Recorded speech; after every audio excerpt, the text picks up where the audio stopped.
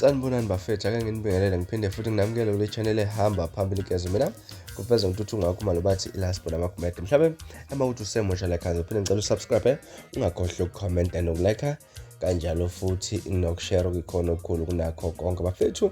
Basihlabela phambili sibheke udaba namhlanje, udaba esike siyathi ukulithinde lapha lolithinta insizwa engaphansi kwenkampani indlamlenze group and production okumkhulekela uzibiza lapha ngeDefender lo uMaskandi lapha insizwa ke ethole ugxekwa ngemuva kokusabalalisa isithombe sensizwa ezizibiza ngama-4x4. Lensizwa ke abantu abaningi impela kube kwahlukana ukukhuluma ekhasini layo ngama-comment ekade ngena kule post ekade ifakile umkhwelekelo, bese ebuya ke eyocacisa konke ukuthi kungani efake lesi sithombe kwipost ayinameka ekhasini lakhe kuFacebook. Umkhulekelo iDefender Mpungose ubhale ukuthi usihle, ngicela ukucacisela abathandi bomculo njengokungasekwa kwabo ngeqiniso ngalo mbhidlango phansi imoya abantu bakithi.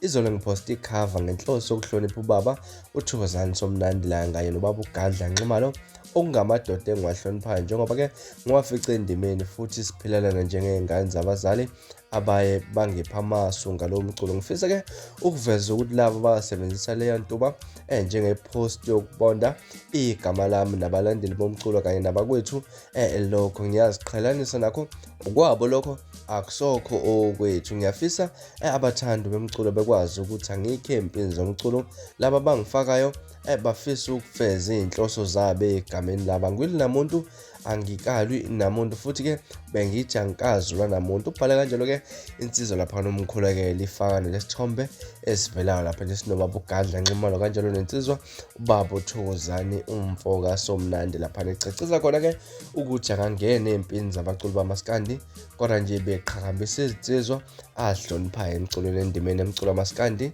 Wena mhlawumbe luthino lwakho uva ngalolu daba, ake siphinde futhi hlala bana comment section kungixoxele kabanzi ukuthi wena luthino lwakho uva ngalolu daba. Ngilasiboni sengiphuma kanjani, ngiyakuthembisa ngiyabuya futhi kwivideo elandelayo nodaba olulandelayo wakho ukusubscribe nibe nosuku olumnandi, ngithanda kakhulu.